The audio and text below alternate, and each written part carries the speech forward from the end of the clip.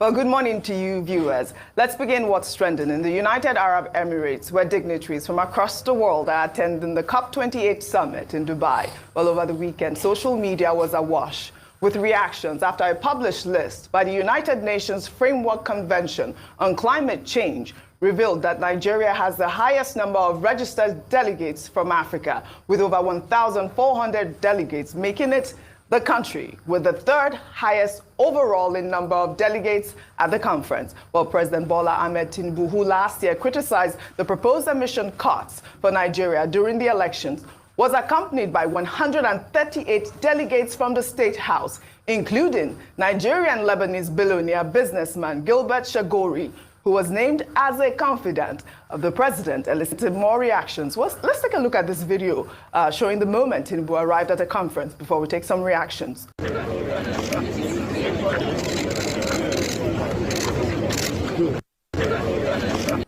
Well, this was sent in by our correspondent, Obietebe George, who you guys spoke with earlier. And, you know, it has elicited a lot of reactions. Let's take this one from Peter Obi, who wrote, "In a twist of sad irony, let me congratulate the giant of Africa, Nigeria, for matching the great China with the same number of contingents at the ongoing COP28 in Dubai.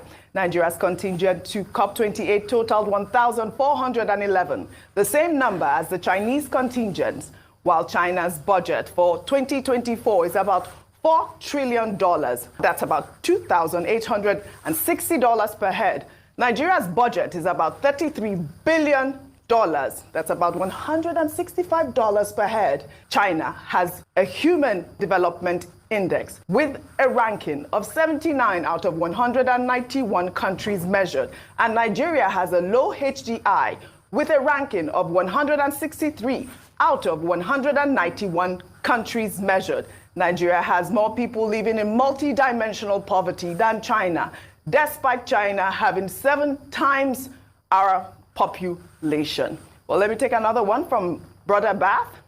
He wrote, in August 2023, Ajuri Ngelale informed Nigerians that Tinubu has instructed the Ministry of Foreign Affairs to freeze the processing of visas for government officials who have no business at Onga in New York, in line with his broader efforts to cut the cost of governance. In December, Ajuri Ngelale is seen among the crowd of officials that accompanied Tinubu to Dubai at COP28.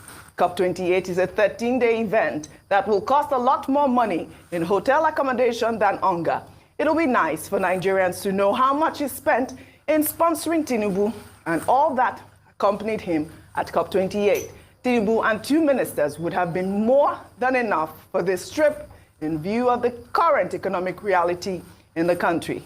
This just has to stop. I mean, this is the rhetoric everywhere, Rufai. I believe even last year at COP27, Nigeria had a small delegation rather. I think it was about 5 of them. If we have that picture up, we had a minister of, I think it was humanitarian affairs and a bunch of others. There it is.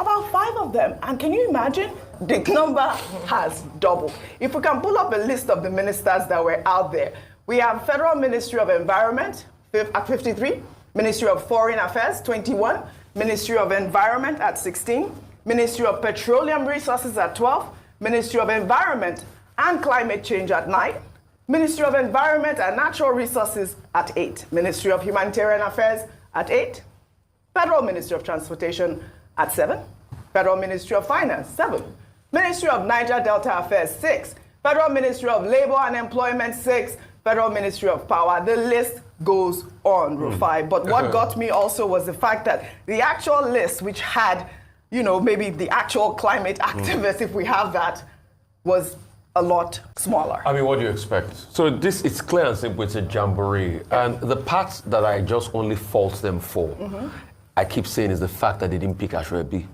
Ashwebi? Yeah, because this is a Nigerian party in Dubai. Okay. You know, and I'm sure probably a lot of them wanted to go again because, you know, since it's now harder to get into Dubai, and this was what the government first said initially they will have fixed with relationship and, you know, interaction with Dubai. Nigerians in Dubai that have jobs are finding it very difficult. Some are coming back home because that problem has not been fixed. So maybe Nigerians that couldn't get into Dubai, they were like, oh, oh, free party in Dubai. Yeah, okay, let's go. We just go on delegation. Boom. And you know they can't deny them visa because this is COP anyway. Audrey, what should also shock you, and that's why I was making a case for Anko and Ashrebi. That's the only part that's missing all of this. What should also shock you is the amount of money that we are now expending to the UAE economy. If the flight tickets alone cost close to $1 billion, how about hotel accommodation and extra code fees? So I subscribe to Bat, what he said. I think the government should print out how much was spent on the extra code of everybody and individual that went on this trip. And that's public accountability. And people should be able to trigger FOI for that. If possible, let's even start by writing FOI to demand how much government spent on that trip so we know for ourselves.